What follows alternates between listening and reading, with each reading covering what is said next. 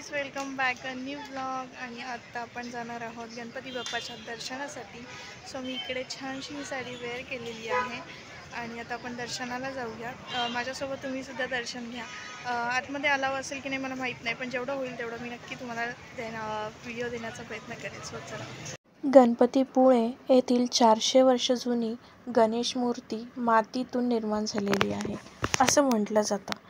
त्याचा खूप जुना इतिहास आहे, तो आज आपण जाणून घेऊया. मी एका ठिकाणी वाचलेलं आहे, एका स्थानिक महिलेच्या एका वक्तव्यामुळे संतापलेल्या हिंदू देव गणपतीने आपले मूळ निवासस्थान गुले येथे पुले म्हणजेच पुळे येथे स्थलांतर केले. त्यानंतर या प्रदेशातील गणपतीपुळे असे नाव पडले आहे. आता गणपतीपुळे कशासाठी प्रसिद्ध आहे, तर हे शहर प्रामुख्याने गणपतीपुळे येथील प्रमुख आकर्षण म्हणजे जुने गणपती मंदिर यासाठी ओळखले जाते. गणपतीपुळे हे रत्नागिरी जिल्ह्यातील रत्नागिरी तालुक्यातील 274 हेक्टर क्षेत्राचे गाव आहे. याच्यात सर्वात जवळचे शहर रत्नागिरी 25 किलोमीटरच्या अंतरावर अगदी आहे. पुण्याहून आपल्याला रत्नागिरीपर्यंत 80 किलोमीटर म्हणजे 6 तास अगदी आपल्याला पोचायला लागते. गणपतीपुळे महाराष्ट्रातील कोकण किनारपट्टीवर एक सुप्रसिद्ध किनारा आहे, जो स्वच्छ आणि सुंदर वाळूंसाठी शांततेसाठी प्रसिद्ध गणपती मंदिर असं ओळखला जातो. तर चला, वेळ न घालवता आता आपण दर्शनाला जाऊया.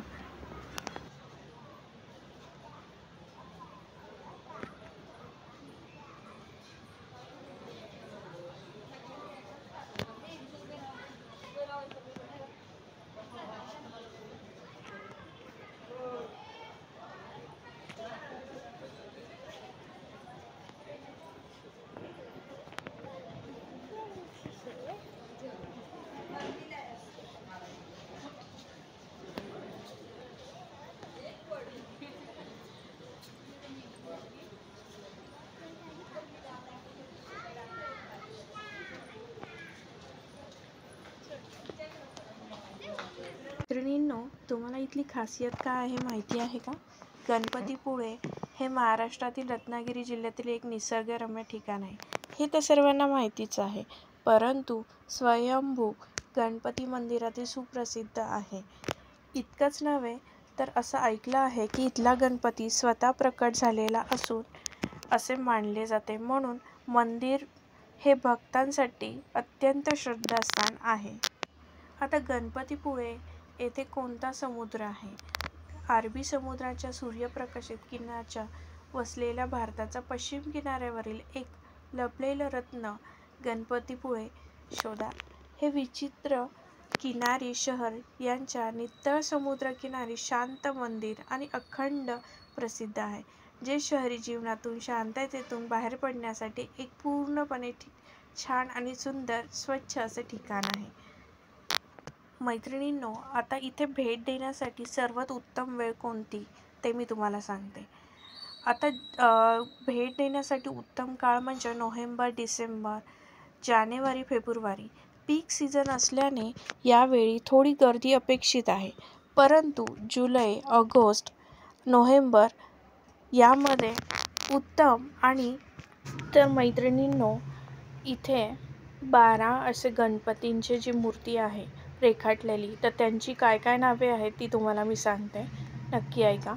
वक्रतुंड, एकदंत, कृष्ण, गजवस्त्र, लंबोदर, विकटा, विघ्नराजा, धूम्रवर्ण, बालचंद्र, विनायक, गणनस, गणराशी यांची संकटनाशी स्तोत्रम असे म्हणून अशी अनेक वेगळी नावे दिलेली आहेत.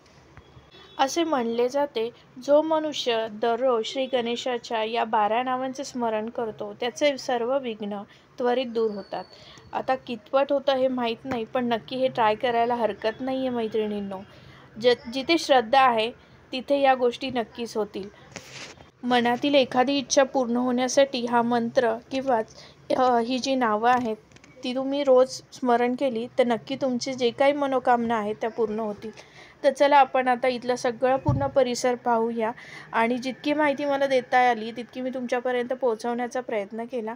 तर आजचा व्लॉग आपण पुढे जाऊन एंड करूया. पण त्वरित तुम्ही आधी ही सर्व काही मूर्ती आहे, जी नक्षीकाम आहे, हे सुंदर असे रेखाटलेल्या जे गणपतींच्या मूर्त्या आहेत त्या पाहून घ्या.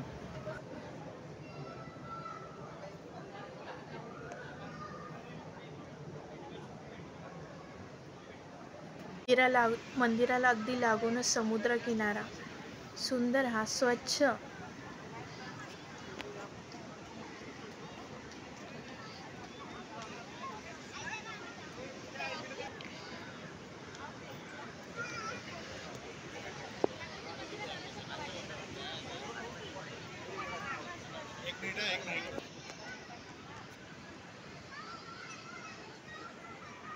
तितका मी शूट करण्याचा प्रयत्न केला आहे.